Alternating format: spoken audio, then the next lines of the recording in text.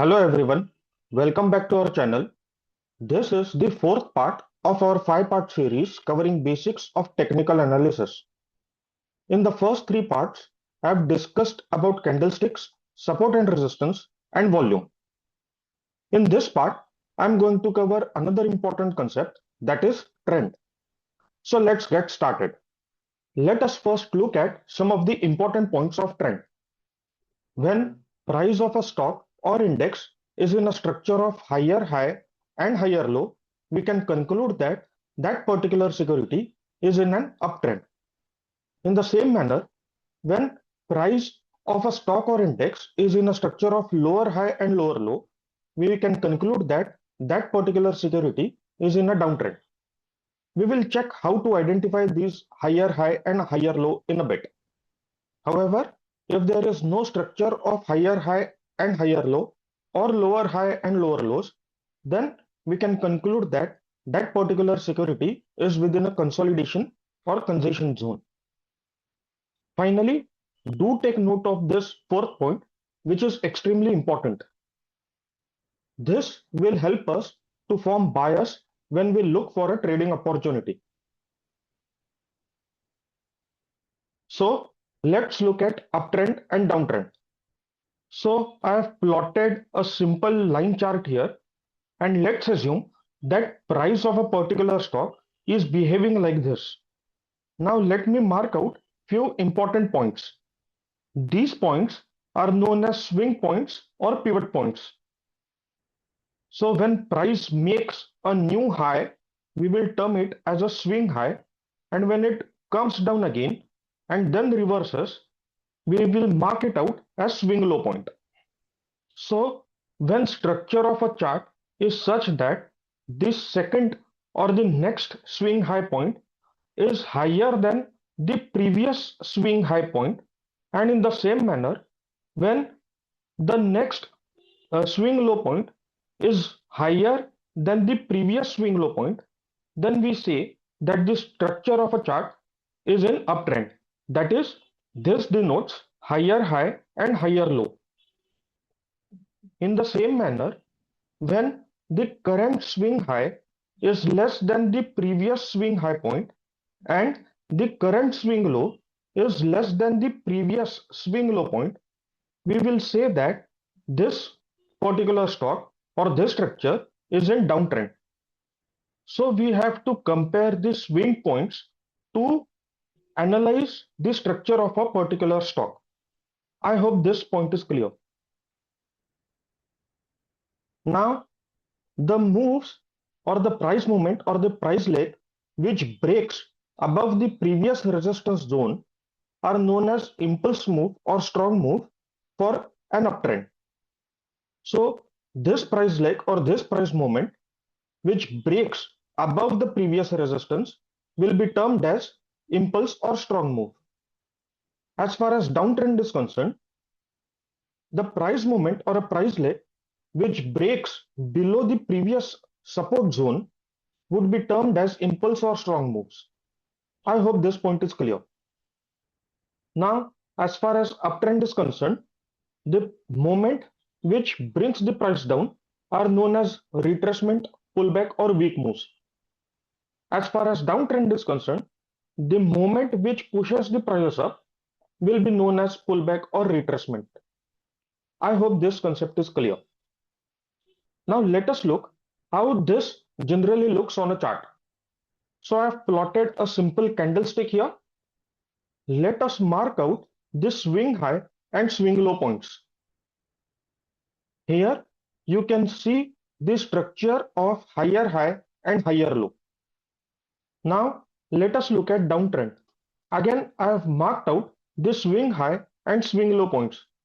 Again, you can see that there is a structure of lower high and lower low. Now look at this chart. Let us mark out important swing points here. However, minor swing points are also visible on this chart. In such a scenario, how should we identify that whether the trend is up or down? For example, you can see here that the price is making structure of lower high and lower low. So whether this should be classified as downtrend or whether this should be classified as an uptrend. To avoid this confusion, we will mark out low of the impulse move. Now, one method for identification of long-term uptrend is to check whether the price during this pullback or during this structure breaches below the low of the impulse move. If price breaks below this low point, then it can be assumed that the long-term uptrend is over. However, till the time price does not go below this low point, that is the low of impulse move, then it can be presumed that the long-term uptrend is still intact. So all these price movements happening here will be termed as pullback or weak moves. It's important to note here that I'm talking about long-term uptrend. I hope this concept is clear. Let us verify this concept on a chart. This is the same chart which we discussed before. Now let us go through the impulse move. Here you can see that this is the first impulse move which breaks above the previous swing high point. Then this is the second impulse or strong move which breaks above this swing high point. And this is the third impulse move or strong move which breaks above this swing high point. Now let us mark out the low points of the impulse move. Here you can see that we have a structure of higher low, and the low point, that is this low point, is higher than the previous swing low point. That is, this has not breached the previous low point of the impulse move. Therefore, we can say that uptrend is intact. Again here in this retracement, you can see price has made higher low, and this low point again has not breached the previous swing low point of the impulse move. Therefore, we can say again that uptrend is intact. I hope this concept is clear. So I will repeat again that uptrend will be intact till this swing low of impulse move is not broken. Again, I want to reiterate that this concept is to be used for the purpose of identifying long-term uptrend. And this is one of the methods for identification of long-term uptrend. Now let's look at the downtrend. Again, I have marked the lower high and lower low swing points. And in case of a downtrend, downtrend will be intact till the time swing high point of strong move is not broken. So now if I have to mark it out on the chart, let's see this. This is the impulse move, and this is the highest point of that impulse move or strong move. So if we check the pullback, the high point does not cross above the previous high point of the impulse or strong move. So we can conclude here that downtrend is still intact. I hope this concept is clear. Now finally, let us add the demand and supply dynamics to this.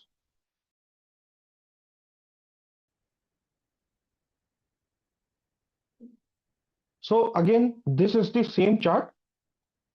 For the purpose of uptrend, during this entire uptrend, demand is greater than supply.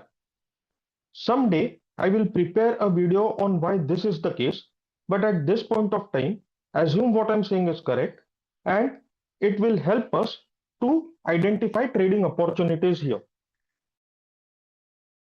In case this video added value, kindly like and share this video and subscribe to our channel. Thank you for watching.